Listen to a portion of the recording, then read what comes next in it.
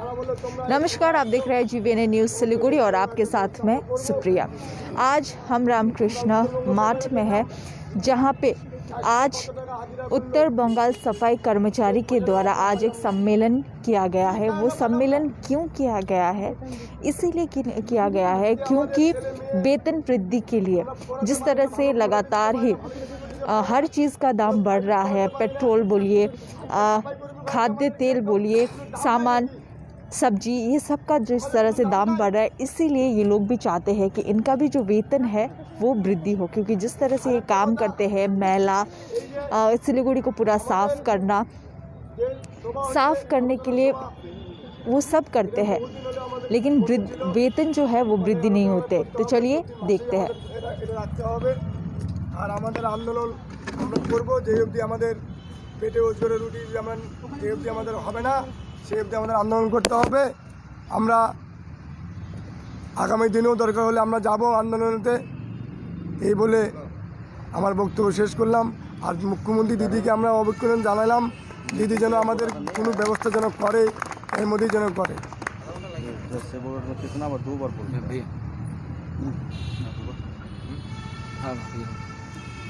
हमारे बीच उत्तर बंगाल सफाई कर्मचारी समिति के प्रेसिडेंट वक्तव्य रखेंगे श्री किरण रावत जी।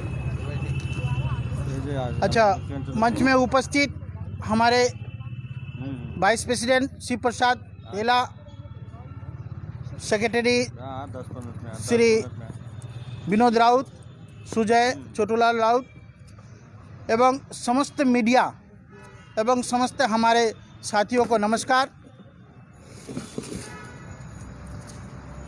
आज हम लोग जो आज ये मीटिंग बुलाए हैं, इस मीटिंग का मेन उद्देश्य था हम लोगों को जनसभा। ये जनसभा इसलिए बुलाया गया था कि हर जगह जहाँ जहाँ सफाई कर्मचारी लोग काम कर रहा है, उन सभी सफाई कर्मचारियों को एकत्रित होकर के और उन लोगों को मतामत हम लोग जानना चाह रहे थे। जो आगामी हम लोग जो 2021 में जो अक्टूबर से लेकर के लगातार जनवरी फरवरी तक हम लोग जो आंदोलन किए थे, उस आंदोलन का परिणाम हम लोगों को क्या मिला? जो परिणाम जो हम लोगों को मिलना चाहिए था, सरकार हम लोगों को खाली हाथ लौटा दिया। इसके वजह से आज हम लोग बहुत दुख के साथ ये मीटिंग सभा करके और फिर एक रंग रूप को हम लोग आगामी दिन तैयार करने जा रहे हैं। वो रंग रूप ये होगा जे हमारा जो 12 या 13 दफ़ा दाबी जो था, उस दाबी को यदि सरकार नहीं मान रहा है तो हम लोग आने वाला दिन में फिर जोरों से आंदोलन हम लोग शुरू करेंगे और ज़रूरत पड़े तो फिर हम लोग स्ट्राइक पर जाएंगे। और मुझे लगता है कि जब तक सरकार को हम लोग झिझोड़ नहीं देते, तब तक सरकार जागेगा नहीं। ये सरकार सोया पड़ा हुआ है। इस सरकार को उठाने के लिए इसे झिझोड़ना पड़ेगा। झिझोड़ना के मीन्स क्या है? जो हम अपना जितना अपने फौजी भाई हैं, जो लड़ाकू सफाई कर्मचारी हैं, सबको रास्ता पर उतार के और उनके ऑफिस में जा कर के धरना प्रदर्शन करना होगा। आगामी दिन हम लोग 9 तारीख को एक डेपुटेशन का डेट ले रहे हैं और उनको चेतावनी दे देंगे हम लोग, यदि आप हमारा मांग 9 तारीख को हम लोग बोलेंगे डेपुटेशन में, यदि ये हमारा 8-10 दफ़ा दाफी जो है, यदि आप इस चीज़ को नहीं मानते हैं तो आगामी दिन तैयार रहिए, हम लोग सारा सिलीगुड़ी को बंद कर देंगे। और ये बंद इस तरह का बंद होगा जब तक हमारी मांग पूरा नहीं होगा, तब तक सिलीगुड़ी सफाई का काम बंद कर देंगे। सिलीगुड़ी का सफाई का काम हर जगह, जहां हॉस्पिटल, नर्सिंग होम, जहां जहां हमारा सफाई कर्मचारी कैजुअल लेवल में काम कर रहा है या परमानेंट भी काम कर रहा है, हर जगह हम लोग सफाई का काम बंद करवा देंगे। क्योंकि इसका कारण है जे सरकार अभी हर तरह की द्वारे सरकार द्वारे सबको राशन दे रहा है, द्वारे लक्की भंडार किया जा रहा है, द्वारे शेड्यूल कास्ट सर्टिफिकेट हर जगह सब कुछ दे रहा है। यानी कि आगामी दिन सरकार हम लोग से हर कुछ द्वारे द्वारे करवाएगा। तो जबकि सरकार जब सब कुछ द्वारे द्वारे करा रहा है तो ये सफाई कर्मचारी लोग क्या गलती किया जो इन लोगों को अपना पारिश्रमिक पैसा जो मिलना चाहिए, क्या 6,000 रुपया में इसका संसार चल जाएगा? सरकार इस चीज को कभी नहीं चिंता भावना किया, क्योंकि सरकार ये जानता है कि ये आदमी यदि आज पढ़ लिख कर ऊपर चला जाए तो हमारा झंडा कौन संभालेगा? पढ़ लिख कर यदि बड़ा हो जाएगा तो ये चेयर पर हमारा कंधा पर बैठेगा। इसीलिए इन लोगों को कम पैसा दे करके और ड्रेन झाड़ू का काम करा करके इन लोगों को रखा जा रहा है। तो साथियों, हम लोग चाह रहे हैं कि सब कुछ छोड़ करके हम अपना अधिकार को पाने के लिए सबको एकत्रित होना होगा। सबको एकत्रित हो करके सरकार को दिखाना होगा कि हम लोग भी एकत्रित हो गए हैं अपना अधिकार मांगने के लिए। देखिए, अधिकार मांगना कोई गलत बात नहीं है। माँ अपना बच्चा अपना माँ से अधिकार मांग ही सकता है।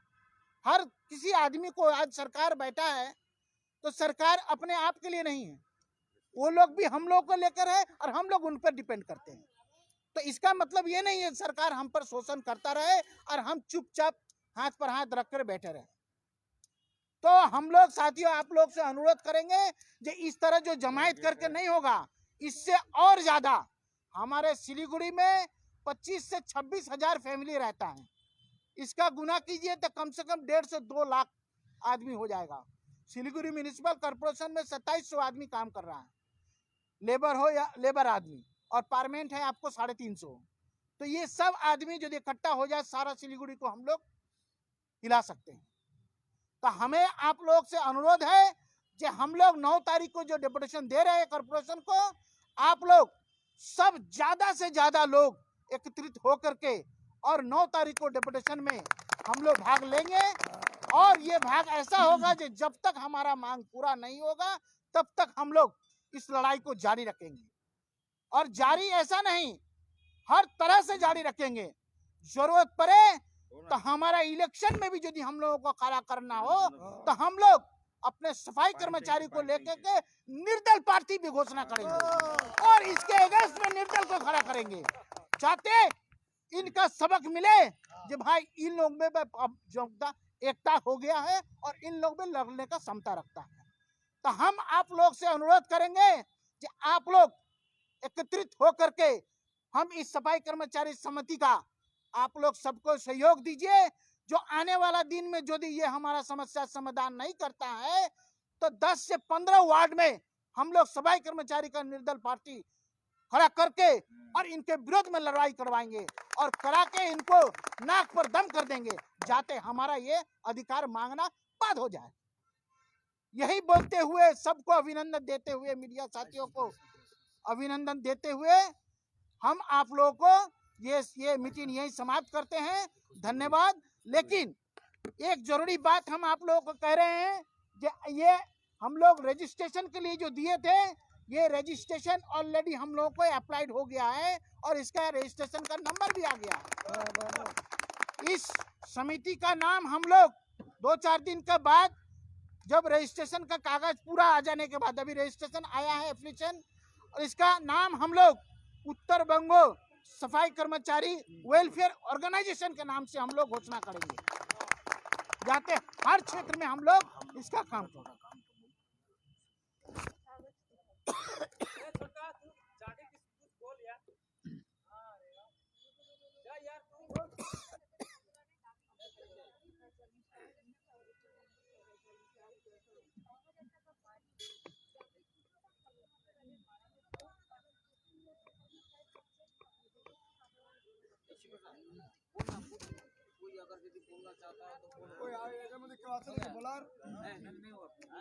तो जैसे कि आपने सुना कि सफाई कर्मचारी जो है वो अब आंदोलन पर उतरेंगे, वो अब सड़क पर उतरेंगे। कुछ महीने पहले भी हमने यही देखा था कि ये लोग ने 14-15 दिन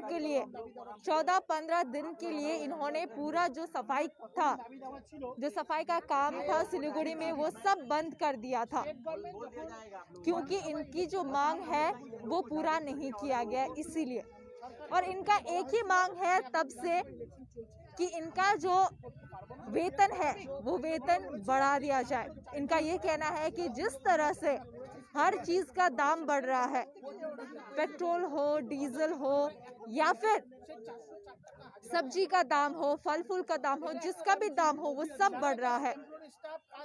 तो इनका ये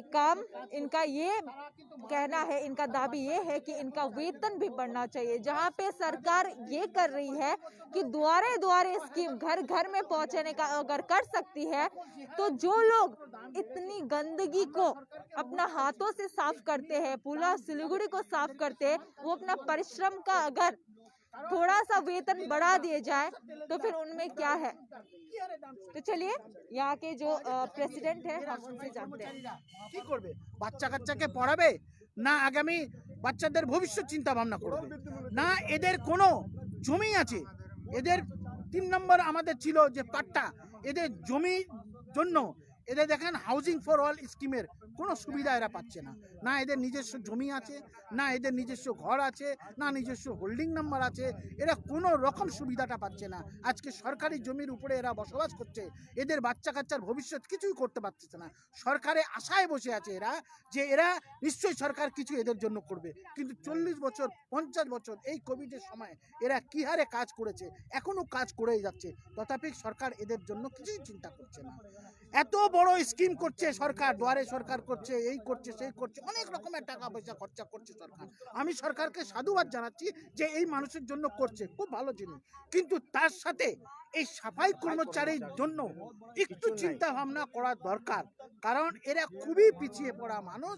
সরকার কিন্তু অনেক চিন্তা ভাবনা করছে, কিন্তু এদের জন্য কোনো চিন্তা ভাবনা করেনি। अच्छा, एक सवाल जो आपका कहना है कि कुछ दिन स्ट्राइक करेंगे, लेकिन जब अगर स्ट्राइक करेंगे आप लोग सफाई नहीं करेंगे तो फिर लोड तो आप ही पर आएगा ना। देखिए, लोड हम पर आएगा, कोई जरूरी बात नहीं, हम लोग संभालेंगे, लेकिन सरकार को तो हम लोग के पास दूसरा कोई अस्त्र नहीं है, क्योंकि हम लोग के पास कोई बड़ा पॉलिटिकल नहीं, हम लोग नहीं लड़ रहे, हम लोग निष्पक्ष भावे निर्दल हिसाब से अपने अधिकार के लिए लड़ रहे हैं। तो हमारे पास क्या अस्त्र है? एक स्ट्राइक ही हमारा अस्त्र है जो सरकार को हम झुका सके। लेकिन ये स्ट्राइक तो आपने पहले भी किया था, लेकिन बंद करना पड़ा।